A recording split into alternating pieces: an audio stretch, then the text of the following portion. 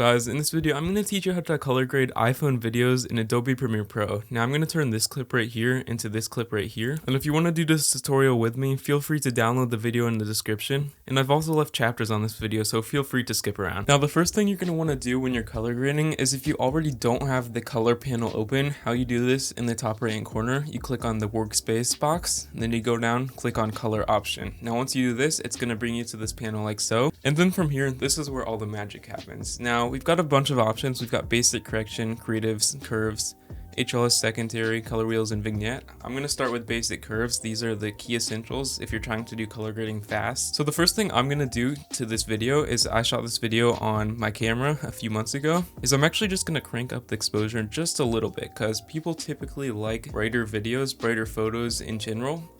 So I'm just going to turn that up a little bit and then turn down the shadows a lot, so we can actually get like more detail in this video almost. As you can see, we can see a lot more of the definition in this video. And I'm also going to turn up the highlights a lot. It's basically the brightness, so it adds more light to this image overall, and also turn up the contrast. Now as you can see, it already looks a lot better than before. But the next thing I'm going to do is I'm going to turn down the blacks and whites. Now the blacks and whites are basically the blacks and whites of the video, if it wasn't obvious.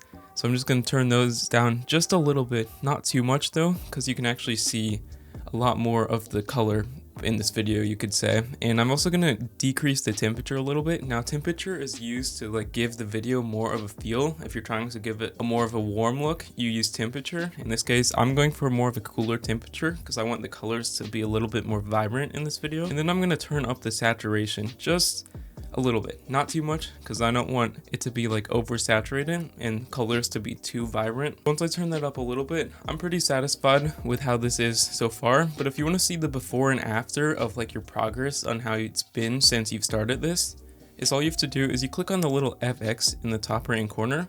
As you can see, when I click on that, it shows the before and after, and already we've made a lot of progress on this video. As you can see, I'm going to leave this on because I want it to be color graded and not color graded. So once we've done that, and that concludes basic correction. Now once we've done that, we can go down here to the next panel. It's called creatives. As you can see, this is basically a filter. It gives an almost overlay effect of the entire video. As you can see, if we turn up the faded film, it adds almost like a dollar faded effect, which for me, this is not what I'm going for. I'm trying to fix the colors and make the sky and buildings more vibrant. So I'm just going to double click on this slider and it will actually slide back to 0. But the next panel I'm going to go to is I'm going to go to curves. Now curves are one of the biggest, most important things when it comes to color grading, in my opinion. So how you do this is, as you can see, we've got a little bit of like a grid on this curve right here. How you actually make these points is you use your pen tool by clicking on this little graph right here. As you can see, when we drag these points up a little or down a little bit, it increases and decreases the exposure and overall the color of the shot. In this case, I'm just going to increase some of these a little bit, not too much or too low, but just a little bit, so that we can add more color and overall get more of the lighting that we are going for, the feel we're going for this video. In this case, I'm just going to do this. Not too much at all. You can mess around with that though. You can also do it for individualized colors like red, green, and blue right there.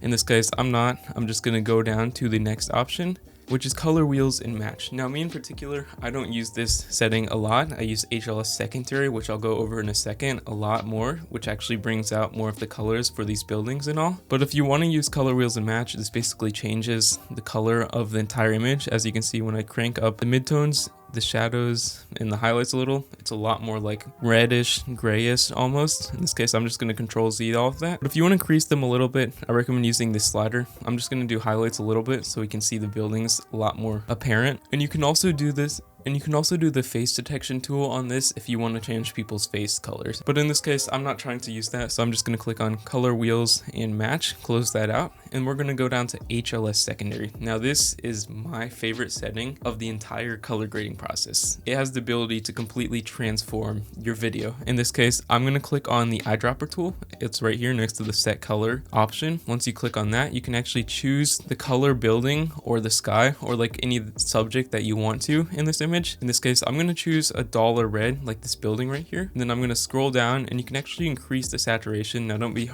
scared by like that little grayed out dot effect, go down here and then crank up the saturation just a little bit. As you can see, it's very fuzzy to see, it's hard to see, but the reds on the buildings and overall in this image increase quite a bit. And if you want them to be even more apparent, you can take this color correction wheel right here and you can actually drag this towards the color you want it to be. In this case, it's turning a lot more red right now, but if you want it to be blue or more green, you can just drag it down there. In this case, I want it to be red because the bricks are red. Not too much, you want to be careful because otherwise it'll look fake and just look not real. Once I'm satisfied with that, I'm going to turn up the contrast just a little bit, and that's how you change like the colors. You can do this again if you want to. In this case, I don't want to, I just want more of the reds in this image. You can also do that again just by clicking on another eyedropper tool and clicking on a subject that you want to change. In this case, I don't want to do this again, so the next thing I'm going to do is go down to my clip, click on it, then you want to go to effect controls.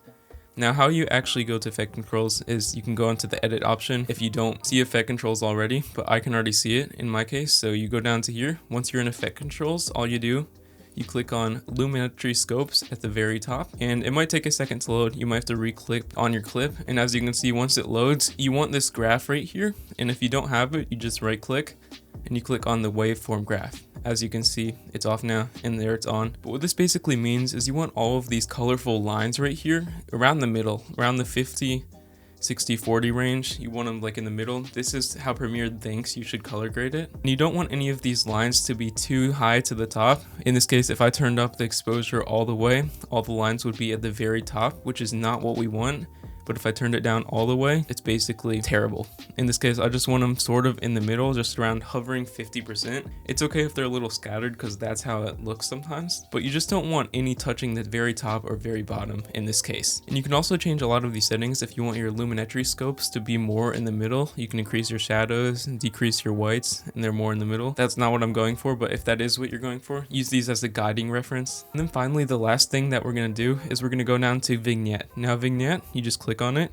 It's again in the color panel settings, and it basically adds like just a little bit of a border around your entire image. In this case, if I increase it, it adds like a white, shifting your focus to the center of the image. But if I decrease it, it actually like adds a little bit more black to the edges. And you can actually add a feather to this too. As you can see, that's a feather with zero flow, but if you increase the feather more, it actually does more of a gradual turn towards the vignette. As you can see, when we add more blacks, it definitely shifts your focus towards more of the center of this image, and overall, it just looks a lot better. In this case, I'm not gonna go for a vignette, maybe a small one, because I want these buildings and these cars to be more apparent in this image. But once I'm satisfied with that, let's check the before and after. How you do this again, FX button in the top right corner. Click on it, that's the before and after. And you can also change more of these settings as you go, but that's basically the essentials to color grading. Color grading makes all the difference to your videos, and I recommend you share this with a friend if they need to increase their video quality.